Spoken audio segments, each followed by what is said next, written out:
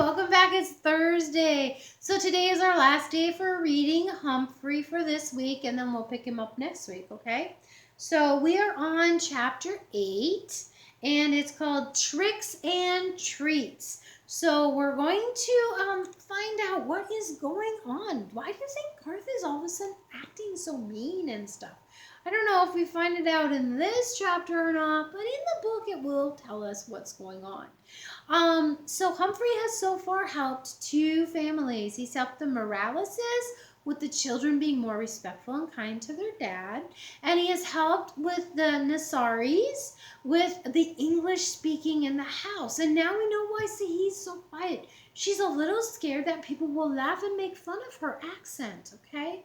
Remember, we talk about this in our classroom, that we need to make sure everything we say is kind, uplifting, helpful, and Christ-like, so that everybody can feel free to speak up and to answer questions and ask questions and things like that in our classroom.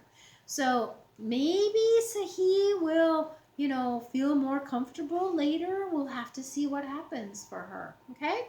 So are you ready to read? Okay, here we go. Chapter 8, Tricks and Treats. Halloween, Halloween, or Halloween. I wasn't sure what it was, but I was pretty sure I didn't like it, especially on Monday night after Mrs. Brisbane turned out the lights. That's when all those skeletons on the walls took on an eerie glow, and the bats hanging from the ceilings began to whirl and twirl, and the smile on that ghastly orange pumpkin face looked more like a wicked smirk. Weird, weird, weird. So I was thrilled when Aldo flicked on the lights. "Whoa, it looks like Halloween in here," he exclaimed as he wheeled in his cleaning cart. He strolled over to my cage as usual and bent down, so we were face to face. Sorry. Are you going to wear a costume for Halloween? It's Wednesday, you know. Halloween is when the ghosts and goblins come out to play, he exclaimed. Eek, I squeaked. No, it's not scary, it's just fun. All the kids will wear costumes. Richie's going to be a dog. So what are you going to wear? A fur coat?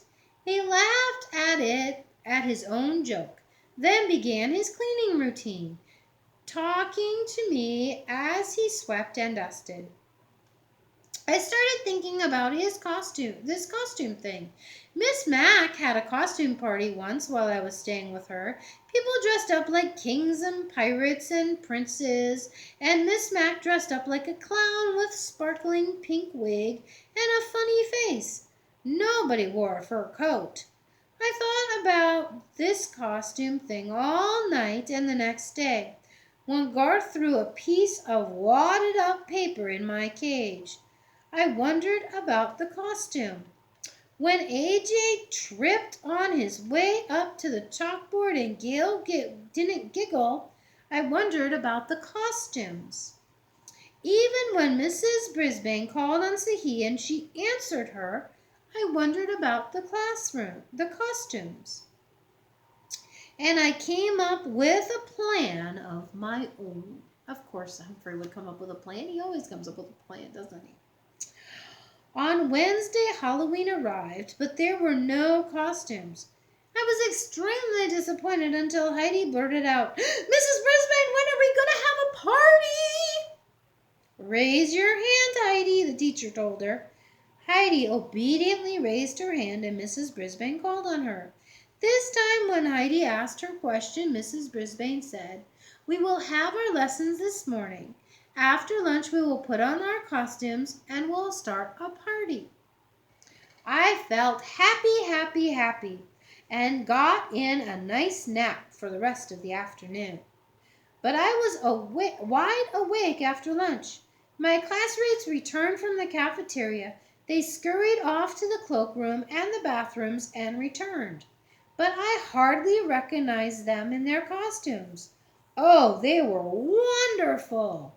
a dragon, two pirates, a princess, a ninja, two clowns, a ballerina, a bunny, a cat, thankfully not a real one, a baseball player, a mad scientist, a skeleton, the Statue of Liberty, and an angel.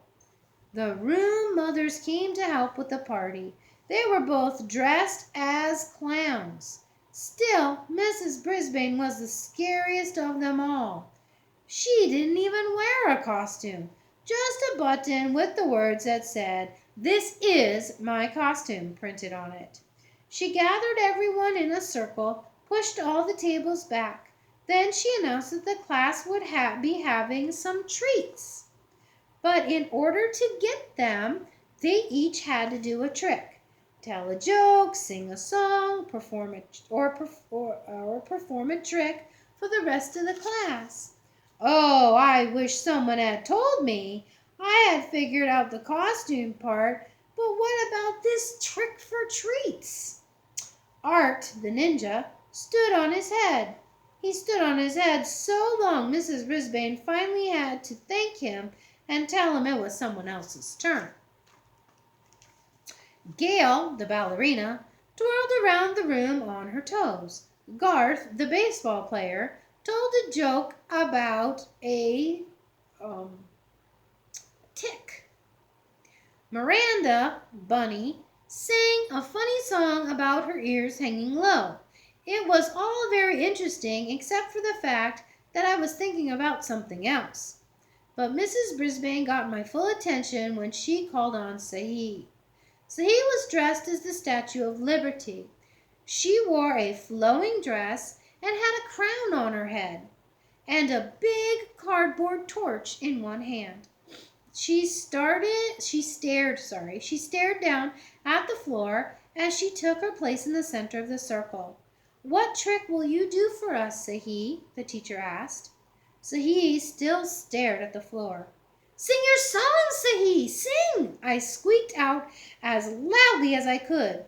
"Could you do it, Sahi? You can do it, Sahi, sing!"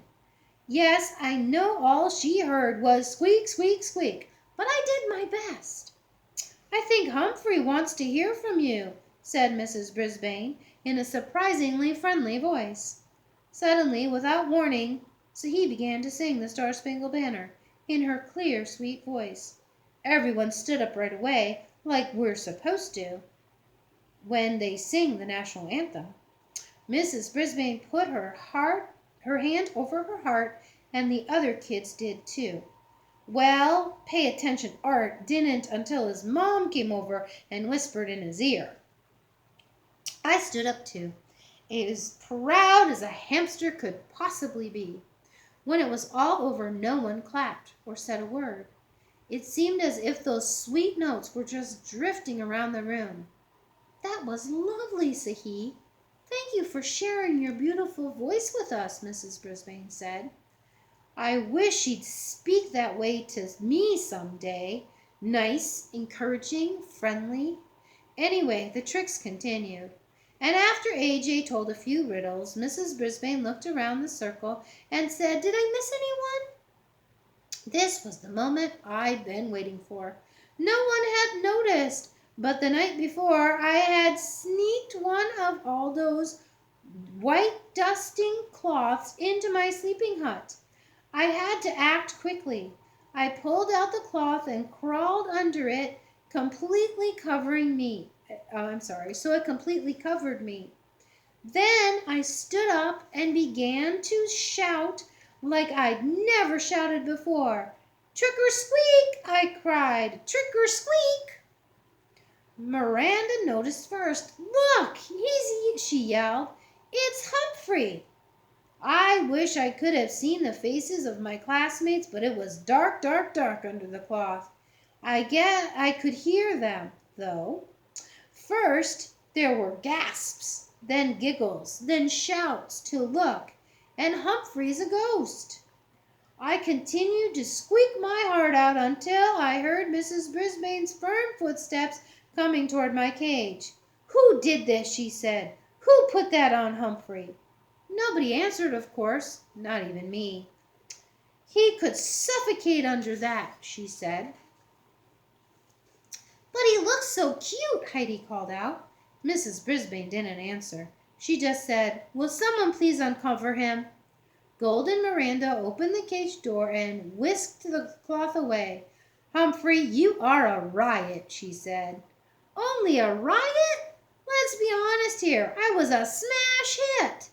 Then the room mothers served up cupcakes with orange icing and cups of apple cider, and my classmates played games. Just before the bell rang, Mrs. Brisbane clapped her hands and made an announcement. Mrs. Hopper and Mrs. Patel and I consulted with one another. We have decided to give the prize for best trick to Sahi Nasiri. Everyone clapped and cheered as Mrs. Brisbane handed Sahi a blue ribbon. Sahi looked over at me and smiled a beautiful smile. Mrs. Brisbane continued, and we have decided to award the prize for best costume to Humphrey. She walked over to my cage and tapped a big blue ribbon to it. And taped a big blue ribbon to it while my classmates cheered for me. Thank you, I squeaked, but I'm not sure anyone could hear me over all that noise. Thank you all. The bell rang and the room was soon empty except for Mrs. Brisbane. As she gathered up her papers to take home, Mr. Morales came in. He was dressed in a cap and a gown He was dressed in a cap and a gown like people wear when they are graduating. Happy Halloween, Sue. Did you have a good party? He asked. Very, she said. Somehow your friend over there got hold of a ghost costume and won the prize. See, I told you he'd add a lot to your classroom, he said with a smile. He has livened things up, said Mrs. Brisbane. Joy, joy, joy. I believe she was starting to like me. Just so he doesn't liven things up too much, she added. Poof! My hopes of winning over Mrs. Brisbane's heart crashed to the ground. Mr. Morales said his kids kept asking about me, and then he quickly left. Mrs. Brisbane headed out the door after him. There I was, all alone in room 26, with a bunch of half-torn bats and tattered skeletons hanging around me. As I waited for Waldo to arrive, I sat in the darkened room and pondered my job as a classroom pet. Had I really accomplished anything?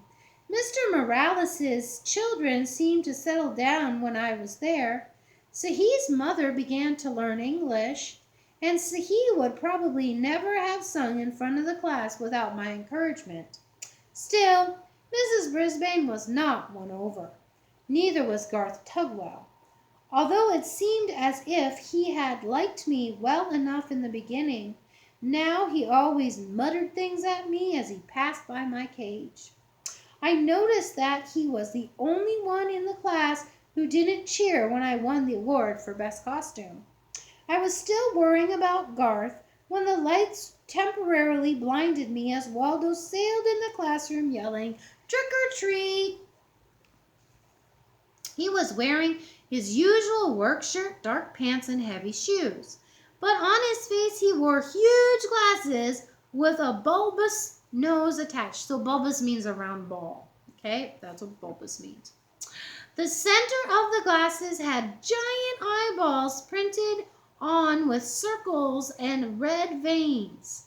His floppy mustache drooped out from under the nose. Great costume, I squeaked.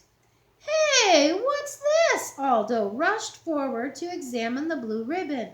Best costume for a fur coat?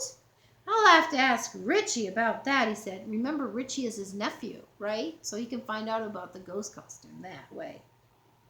Aldo reached into his lunchbox and pulled out a juicy slice of apple.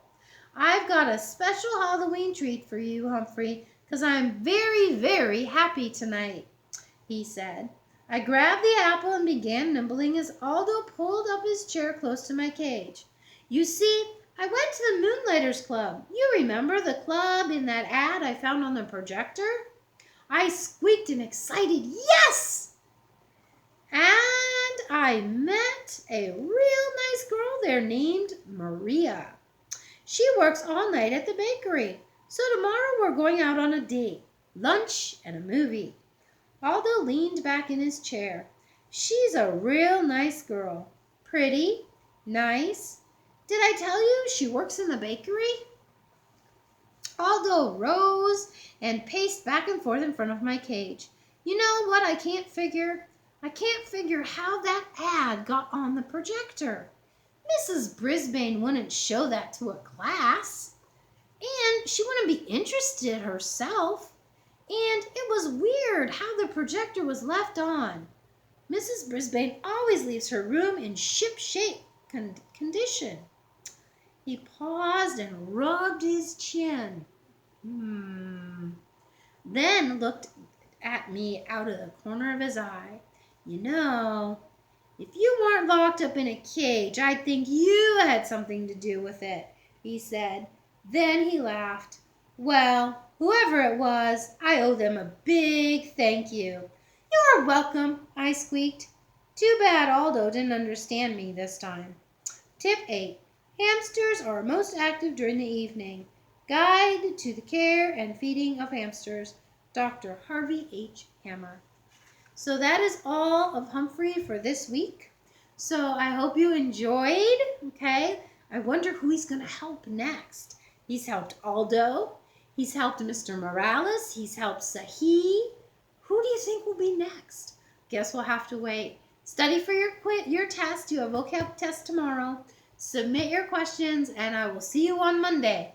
Have a great weekend. Bye, guys.